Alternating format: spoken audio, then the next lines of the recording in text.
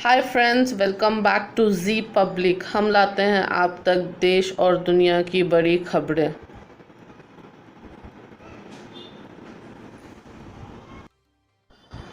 तो आज हम बात करने वाले हैं H1B वीज़ा सस्पेंशन पे।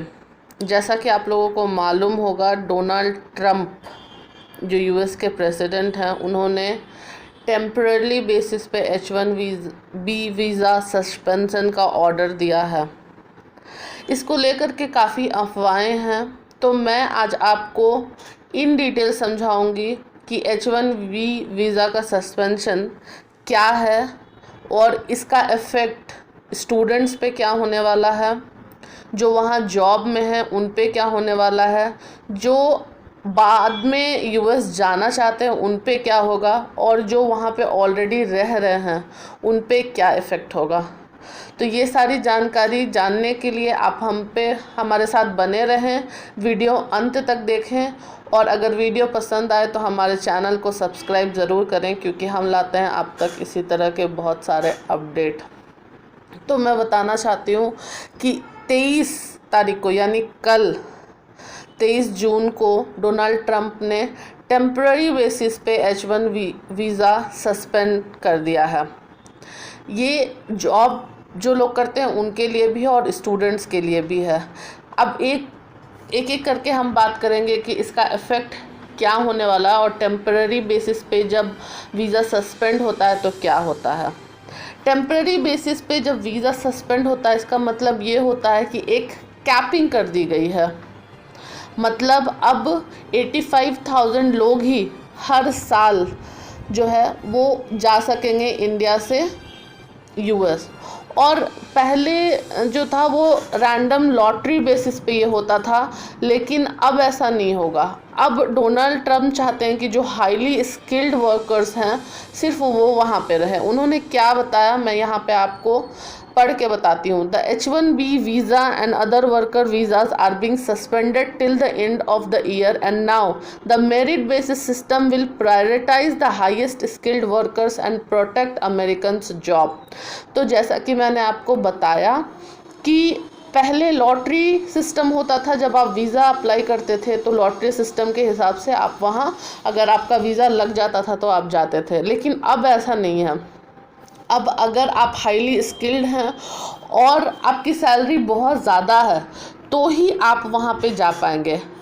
इसका कारण ये है कि इससे जो है वहाँ अमेरिका में जो वहाँ के लोकल्स हैं, यानी अमेरिकन सिटीजन्स हैं, यूएस सिटीजन्स हैं, उनको ज़्यादा अपॉर्चुनिटी मिलेगी। वहाँ पे लोग ज़्यादा काम कर सकेंगे, लोकल्स। तो इन सब का जो एक हम देख सकते हैं आउटपुट, वो यही है कि अपॉर्चुनिटी जो है अमेरिकन्स के लिए वो बढ़ा रहे हैं डोनाल्ड ट्रंप। अब मैं बताती हूँ कि इसका जो आफ्टर इफ़ेक्ट्स है H1B वीज़ा के सस्पेंशन का, वो क्या होगा। जो H1B, H2B और L वीज़ा पे जाना चाहते हैं उनको इनसे फ़र्क पड़ेगा। अभी ये वीज़ा नहीं लगेंगे। जो करेंटली नहीं है यूएस में उनको भी ये वीज़ा पड़ेगा, क्योंकि उससे फ़र्क पड़ेगा, क्योंकि अब उनके वीज़ा पे स्टैंपिंग नहीं हो पाएगी। जो ऑन साइट पे काम करते हैं, आपको पता होगा आईटी सेक्टर में बहुत सारे लोग ऑन साइट पे काम करते हैं, यानी यूएस में जा कर के काम करते हैं, तो उनको भी इससे फ़र्क पड़ेगा। और जो आईटी कंपनी है जो इंडिया से रेगुलरली भेजती है उनके एम्प्लॉयज़ को, उन आईटी कंपनीज़ को भी इससे फ़र्क पड़ेगा। तो मैंने यहाँ पे बता दिया किनको किनको ये डिसीजन इम्पैक्ट करने वाला है। अब मैं बताती हूँ किसको किसको ये इम्पैक्ट नहीं करेगा। H1B वीज़ा होल्डर जो ऑलरेडी यूएस में हैं और जिनकी वीज़ा की अभी वैलिडिटी है, उनको कोई भी फ़र्क नहीं पड़ने वाला है इस डिसीजन से। स्टूडेंट्स जो F1 वीज़ा पे हैं उनको भी फ़र्क नहीं पड़ेगा। स्टूडेंट जो OPT जो F1 वीज़ा या OPT एग्जीक्यूटिव वीज़ा पे रहते हैं उनको भी फ़र्क नहीं पड़ेगा। तो ये सारे वो लोग हैं जिनको फ़र्क नहीं पड़ने वाला है। अब यहाँ एक बात समझने वाली है कि अगर कोई स्टूडेंट था और इस पैंडमिक के बीच में वो इंडिया आ गया था, लेकिन अभी उसकी पढ़ाई कंटिन्यू होनी है, तो क्या उसे फ़र्क पड़ेगा? जी नहीं, उसे कोई फ़र्क नहीं पड़ेगा। उसके वीज़ा पे यहाँ पे कोई भी असर नहीं होगा। तो ऐसे लोग वापस जा सकते हैं और वहाँ पे जो भी वो पढ़ाई कंटिन्यू कर रहे थे वो कंटिन्यू करेंगे।